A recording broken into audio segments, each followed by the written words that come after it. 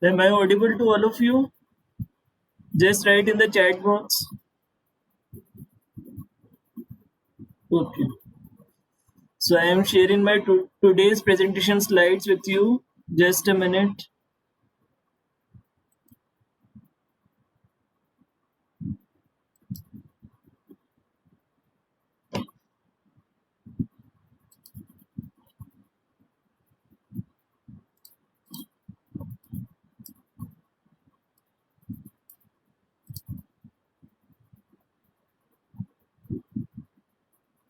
So in the last class, we already started discussing about the bottom-up parsers, and we know that according to the parsing flow chart, that bottom-up parsers are basically of two types. First is the LR parsers, and the second is the operator precedence parser. So we already started uh, discussing about the operator precedence parser in our last class. So basically, just to remind you that the two rules by which we can identify whether the grammar belongs to the operator precedence grammar or not. So these are the two rules, and you need to remember these rules in order to consider the operator precedence grammar. So the first rule is there exists no production which contains epsilon on its right hand side. So basically, in the grammar, we shouldn't have this type of production. If suppose the production is A produces epsilon, so this type of production is not there in the grammar. So the operator precedence grammar does not contain epsilon on its right hand side. And the second rule is there exists no production rule which contains two non-terminal adjacent to each other on the right hand side. So according to this, there should not be any production in the grammar which consists of suppose A produces BC. So here you can see that BC are the non-terminals and they are adjacent to each other. So such type of production are also not uh, are also not eligible for the operator precedence grammar. So these are the two rules, and you should remember these rules. Now moving to the next slide. So as we already discussed this example, so you need to consider this example once again. As you can see from the example one that E produces, there are three productions from the E. So first production is E produces E plus E, second is E produces E into E, and the third is E produces ID. So here you can see that the first, according to the first rule, there is no epsilon production in the right hand side. So it satisfies the first rule, and also there should be not two adjacent non-terminals on the right hand side. So as you can see in the production number one, E produces E plus E. So plus is there between the two E's, and in the second production, E produces E into E. Into is there between two E's. So this type of grammar is operator precedence grammar. Now, according to the example number 2, as you can see, S produces SAS and S produces A. There are two productions with S, and from A there are also two productions. A produces BSB and A produces B. So here you can see, according to the rules of the operator precedence grammar, there is no epsilon production on the right hand side. Now we need to check whether the rule 2 is satisfied or not. So as you can see here, S produces SAS. So here the rule 2 is not satisfied because the three non-terminals are adjacent to each other. SAS. So this grammar is not operator precedence grammar, but we need to change this grammar in order to satisfy the operator precedence grammar. So we can convert it into the operator precedence grammar by using the substitution of the non-terminal A. As you can see, A produces two productions, B is B and and A produces B. So in the first production, S produces SAS. You need to replace the A with first time with B as B with this, so you can get uh, A- S with B as B, which is replaced by A. So so A is replaced by B as B, and second time you can replace A with a small b with this production. A produces small b with this. So now you can see that this grammar becomes, as it satisfies both the rules of operator precedence grammar. So this grammar is operator precedence grammar. So all of you understand it? Just write in the chat box so that we can move further. How we are going to convert a given grammar into operator precedence grammar. So you need to remember those two rules, which is very important. Okay. So moving to the next slide.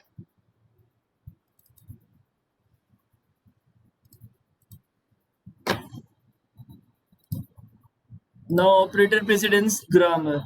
So these grammars apply to a small class of operator grammars. They are useful only a small class of grammars. So they can parse only small class of grammars. So just a minute, some other students are waiting in the lobby. So I am just allowing them. Okay.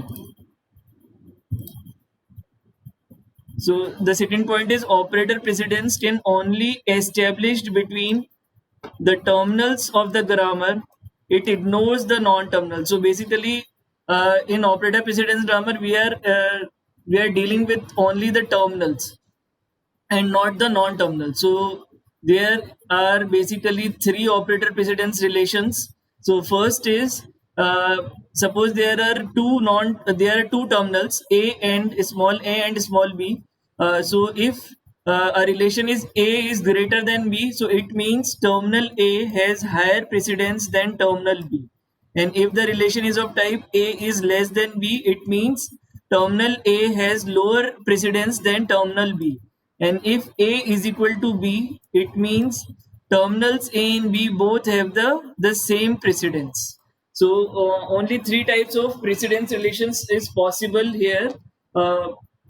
First is greater than, second is less than, and third is equal to sign. So just remember, only three types of precedence relations are possible between the two terminals. Let's move into the next slide. So there are some disadvantages and some disadvantages are there of operator precedence grammar.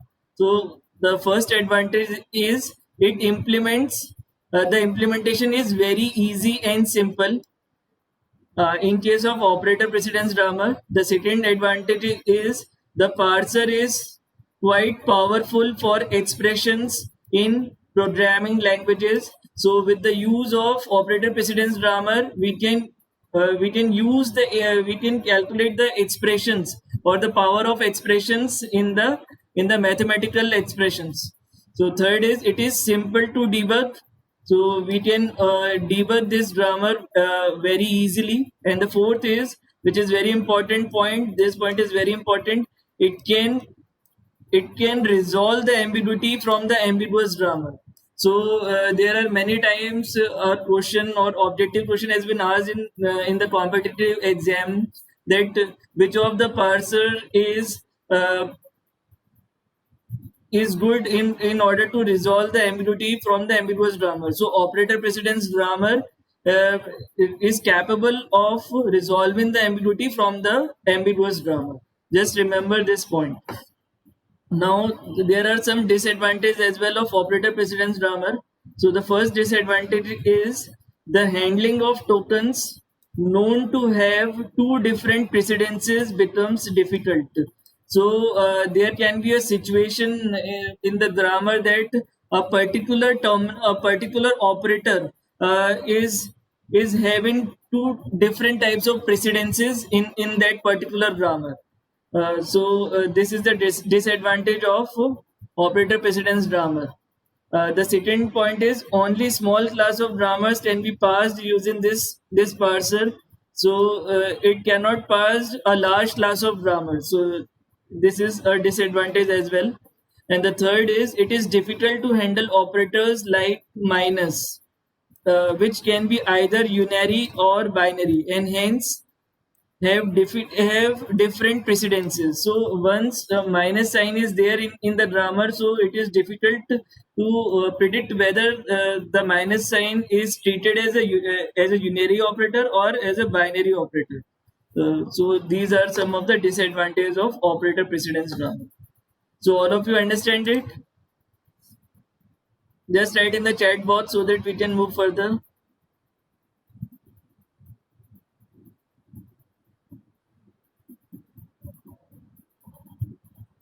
Okay. So moving to the next slide.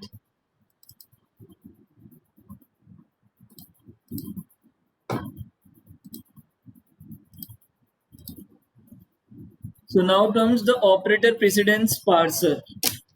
So a parser that reads and understands an operator precedence grammar is called the operator precedence parser. So it is very much essential that a operator precedence parser must read and understand the operator precedence grammar, and it satisfies both the rules of operator precedence grammar. So in operator precedence parsing, firstly, we define precedence relations between every pair of terminal symbols. So every pair of terminal symbols we need to define a relation between them. And secondly, we construct an operator precedence table. So as we already see the LL1 parsing table, so such type of operator precedence table also exists, or also formed from operator precedence grammar. So these are the two conditions. So first, a relation has been made between every terminal symbols which are present in the grammar, and secondly, based on that relation, we are able to construct the operator precedence table.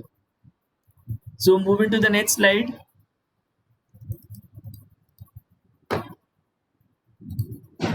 So defining precedence relation. So there are certain rules which define the precedence relation. So according to rule number 1, as we already discussed from the previous slide, that if precedence of B is higher than that precedence of A, if this is the condition, that means B is greater than A. And if precedence of B is same as precedence of A, so we define A is equal to B.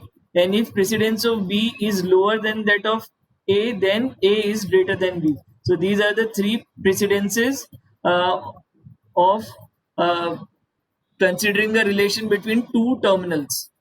Then rule number 2 is very important. This is very important rule.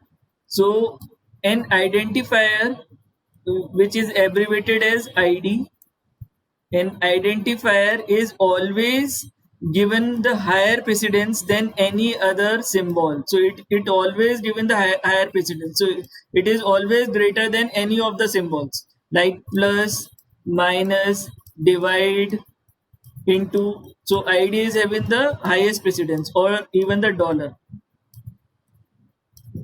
And the second point is dollar symbol is always given the lowest precedence. So dollar is having the lowest precedence. So dollar is having lowest precedence then ID, then plus, minus, divide, into, etc. So always remember this point, that ID is having the highest precedence and dollar is having the lowest precedence. And the rule number 3 is, if two operators have the same precedence, then we go by checking their associativity. Means there are two types of associativity. First, one type is from left to right, and the second type is from right to left. So you know that there are some operators which follow the left to right associativity, like plus, minus, divide, and into, which follows the left to right associativity, and there are some operators which follow the right to left associativity. So they are basically the exponential symbol and the assignment symbol. They follow the right to left associativity. So these are the three rules for defining the precedence relation. So you must remember these rules in order to solve the questions which are based on operator precedence parser. So all of you understand it? Just write in the chat box so that we can move further.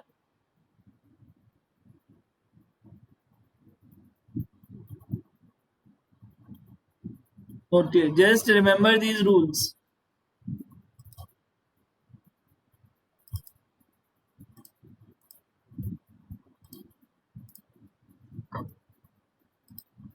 Now we are discussing the steps in construction of operator precedence grammar. So these are the 4 steps.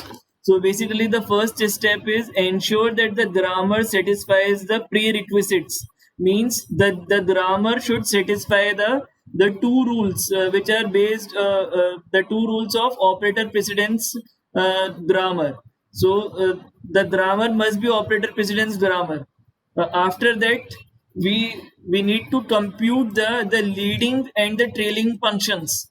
So as we already compute the first and follow sets in the LL1 parser. So here we are going to compute the leading and the trailing functions, which are just similar to the first and the follow sets of LL1 parsers.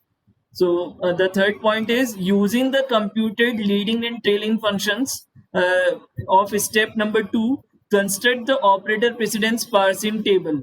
So as we see that in the LL1 parsing table, the first and follow sets are very important to calculate.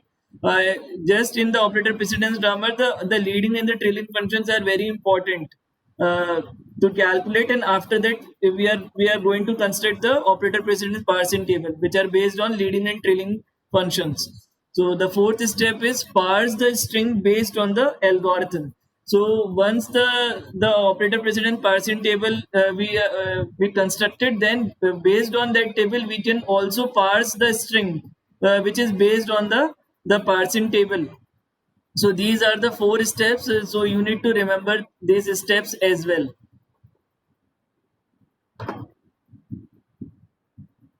So moving to the next slide. So up till now we are going to up till now uh, we studied that the operator precedence grammar and the two rules the operator precedence grammar should satisfy in order uh, to called as operator precedence grammar. So now we are going to study the step number 2, how we compute the leading and the trailing functions of a grammar. So just moving to the next slide. Now the next topic is how we can find the leading symbols. So basically there are two rules by which we can find the leading symbols in the grammar. So the rule number 1, the production is of type this. If the production is of type this, like A is a non-terminal and alpha B beta is there, right? And alpha is either single variable or epsilon. So here as we are talking about the leading symbol, so just remember that we are talking about alpha only. Yeah. So if the production is of type this and alpha is either single variable, means at the place of alpha there can be a single variable or epsilon is there. Then b, then small b, uh, which is after alpha, then small b will be included in the leading of a. So just remember this. In the case of leading, we are dealing with alpha, and alpha. If alpha is either a single variable or epsilon, then we need to include small b in the leading of a. Just wait a minute.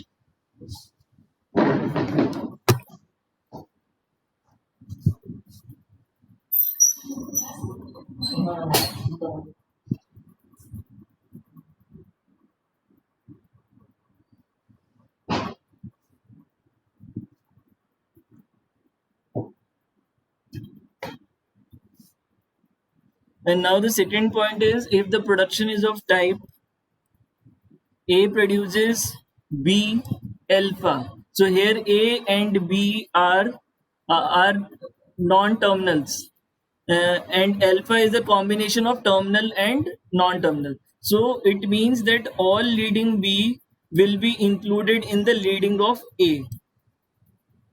Right, just remember this. It means all leading B will be includes in the leading of A. So these are the two rules you need to remember while finding the leading symbols. Uh, as it is new to you, just you need to remember these rules. After practicing the problems, you very well know these rules.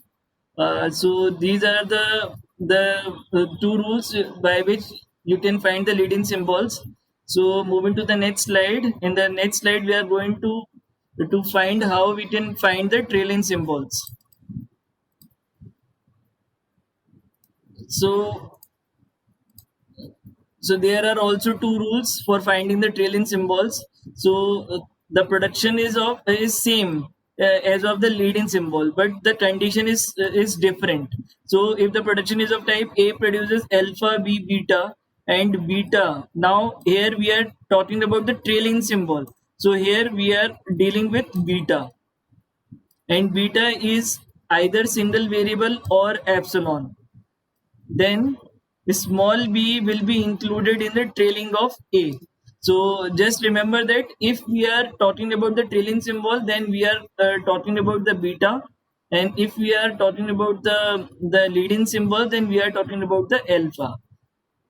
So this is the first rule, and according to the rule number 2, the production is of type A produces alpha B. So here just remember that the production here the B comes at the last, but in the case of a leading symbol, the production is of type A produces B alpha. So in the leading symbols, the B comes at the first position on the right hand side. But here, in the case of trailing symbol, the B comes at the last. So it means then all the trailing of B will be included in the trailing of A. So these are the two rules by which we can find the trailing symbols. So I think it's very difficult for you to remember these rules till now. But once you solve the questions, it is very easy for you to remember. So we are going to solve the question which is based on leading and trailing. After that, it is very easy for you to remember these rules. So moving to the next slide. So this is the grammar given to you in the question. So there are basically 6 productions in the grammar. So basically 2 starts from E, 2 starts from T, and 2 starts from F. So this is the grammar, and you need to find the leading and the trailing symbols of the following grammar. So just prepare a table. Uh, in there you need to construct 3 columns in the table. First column is of non-terminal, then the leading, uh, then the leading symbols, and then the trailing symbols. So just remember the rules we already discussed in the previous slides. So there are basically 2 rules. So according to rule number 1, so as we are going to start with the start symbol, how we can find the leading and the trailing symbols of E, the capital E. So basically there are 2 productions. As you can see, first production is E plus T, and the second production is E produces T. So as you can see that according to rule number 1, A produces alpha, small b, and beta. So as you can remember that in that condition, there is a condition that if the alpha is contains the single variable or epsilon, then small b will be included in the leading way. So here you can see that the alpha contains single variable, which is e, which is this e, which is this E, then B, small b will be included in the leading wheel. So small b here is plus. So here this plus, we can write this plus in the leading of E. So all of you clearly see, clearly the slide is visible to all of you clearly or not? Or can I enlarge this slide?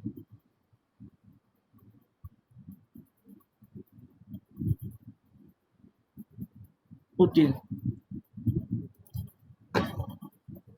So from rule number 1, this plus will be included in the leading of E, and the rule number 2 is if A produces B alpha, A produces B alpha. It means all the leading of B will be included in the leading of A. So now, as you can see, this production is of type E produces T. E produces T. So here, in the place of B, we have T, but we haven't find out the leading of T. So first, we need to find the leading of T.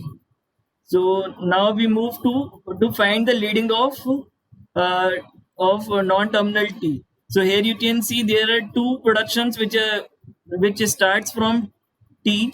So first is T produces T into F, and the second is T produces F. So according to rule number 1, here in the place of alpha we have a capital T. So it means small b will be included in the leading of T. So it means small, at the place of small b, into sign is there. So we can include the into in the leading of T. So now, according to the production number 4, which is T produces F, so which belongs to the rule number 2 of leading symbol. So here, in the place of B, we have capital F. So it means all the leading of F will be included in the leading of T, but we haven't find out the leading of F at this time. So we need to find out the leading of F symbols first in order to find out the leading of T. Now you move to find out the leading of F. So here you can see that there are two productions which are starting from F. First is F produces open braces E and close braces, and the second is F produces ID. So you can see that uh, the open brace comes here, and the second is F produces ID. So here basically we got the terminals at the first positions itself. So these are included in the leading of F. So now, as we can also calculate the leading of T. Uh, so according to the production number 4, which is T produces F. So open brace in ID is there, so we can also include open brace in ID here, which comes from the leading of F. So this is there. So as we find out the leading of T symbols, so we can also find the leading of E as well. So according to the production number 2, which is E produces T.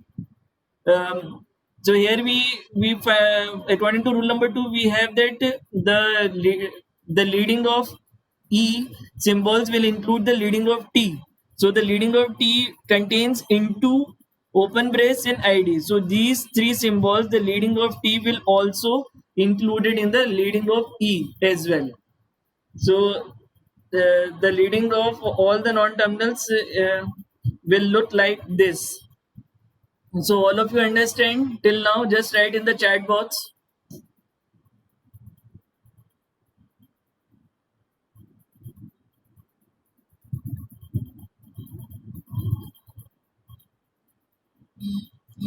Okay.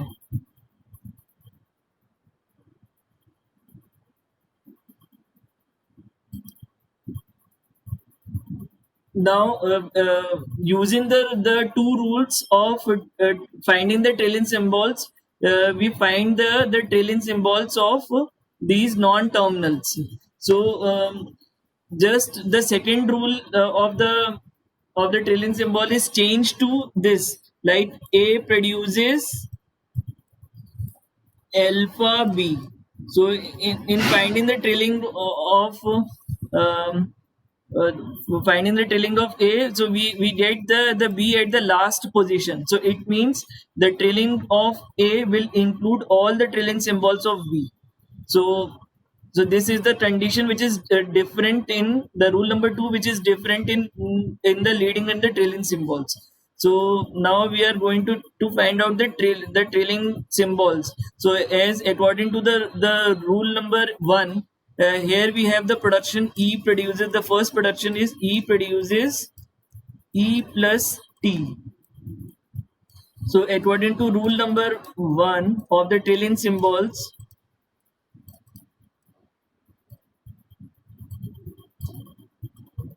if the beta, which is of the form A produces alpha, small b and beta. So if beta is either a single variable or epsilon, then this b, this small b will be included in the trailing of of the E. So basically here you can see that this T is a single variable, so it means this plus sign will be included in the trailing of E. So here we can include this plus sign. So and according to the rule number 2 of finding the trailing symbol, so which belongs to the second production, E produces capital T. So it means the trailing of E will include all the trailing symbols of T. But here at this point we don't have the trailing symbols of T. So first we need to calculate the trailing symbols of T. So we are moving to find the trailing symbols of capital T. So from the production number 3, which is T produces T into F. So here also at the position of beta we have F here. So into will be included in the trailing of capital T. So here we put into in the trailing of T. But according to the production number 4, which is T produces F. So here also we uh, once we are dependent on the trailing of F in order to find the trailing symbols of T. So we are moving to find that the trailing symbols of F. So here you get that the trailing means afterwards after the non-terminal. So here you can see that in the two productions which starts from F. So here you can see that after capital E, you get close brace. So close braces will be included in the trailing of F and also ID, which itself is a terminal. So these are the two symbols which are included in the trailing of F.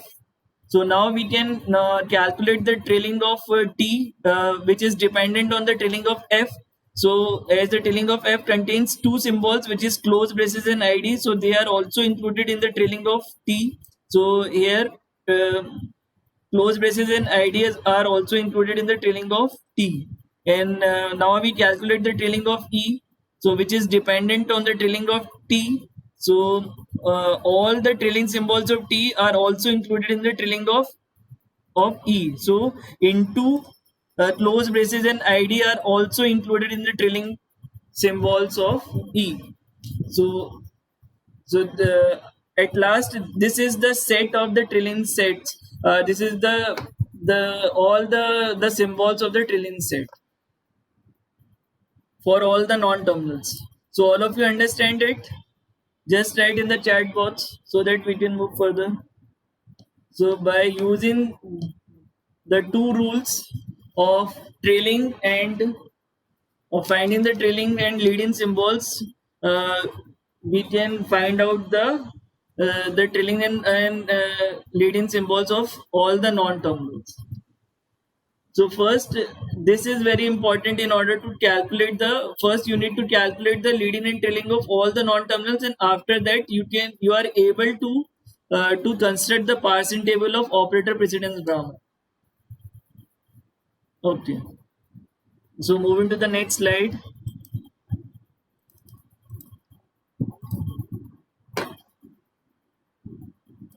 Now the next topic is how to construct operator precedence grammar parsing table. So these are the two conditions by which we can construct a parsing operator precedence parsing table. So the first condition is put dollar is less than all leading start variable. As we know that dollar is having the least precedence of all the terminal symbol. So we need to put dollar less than all leading start variable. So here this point is very important. Here dollar is less than all leading, only we are considering the start variable here, and the second condition is trailing start variable is greater than dollar. So in the previous example, e is the start variable, so we are considering only the leading symbols of e and only the trailing symbols of e. So this is the first condition, and for the second condition, for each production of the type, so if the production is of type like this, A produces x1, x2, x3 up to xn for I equal to 1 to n. So these are the three sub conditions of second condition. So if xi and xi plus 1 means if there is some uh, terminal at position h1 suppose, and hi plus 1 means there is second terminal at position h2. So then there is the relation is hi is equal to hi plus 1. So you need to the relation you need to put equal to sign in between those two terminals, and the second sub condition is if hi and hi2 are terminals, then you need to put hi equal to hi plus 2. For example, if we have like this, so here you can see that at position hi you have left braces, and at position hi plus 2 you have right braces. Then the relation in the table is left braces and right braces, you need to put equal to sign in between them, because this is our condition. If hi and hi2 are terminal, then you need to put hi equal to hi plus 2. So you need to put equal to sign in between them. So this is the according to the condition, this is the example. Now the B condition is if xi is a terminal and xi plus 1 is a variable. So suppose there is a condition like you have x at the position of xi you have this, and at the position of xi plus 1 you have a variable. Then xi is less than leading of xi plus 1. So xi is less than all the leading symbols of xi plus 1. Just write that from this example, the close braces is less than all the leading symbols of capital E. And the third condition, the C condition, is if xi is a variable and xi plus 1 is a terminal, means if we have E at the position of xi and xi plus 1 means close braces is there, is a terminal, then the trailing of xi means all the trailing symbols of E will be greater than xi plus 1. So these are the conditions in order to construct the operator precedence parsing table. Although it is very difficult for you at this time to remember, but these are the conditions, and you must follow these conditions in order to construct the operator precedence parsing table.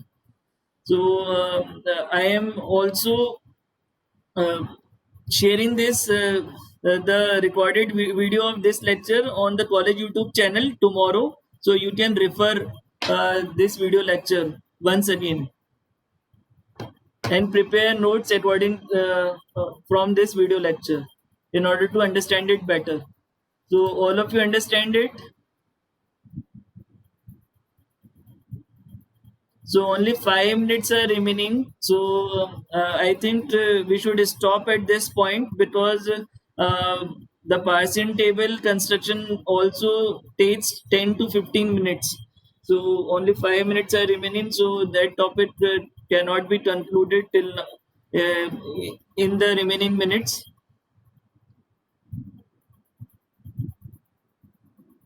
So as the video lectures are already available in the college college YouTube channel, so you can refer the video lectures. So now and also remember that today is the last date for submission of assignment 2. So those who are not submitted the assignment, so you can submit the assignment till 11:59 p.m. today in order to secure good marks in the assignments. So now the class is over. Thank you very much. Now you can leave this meeting.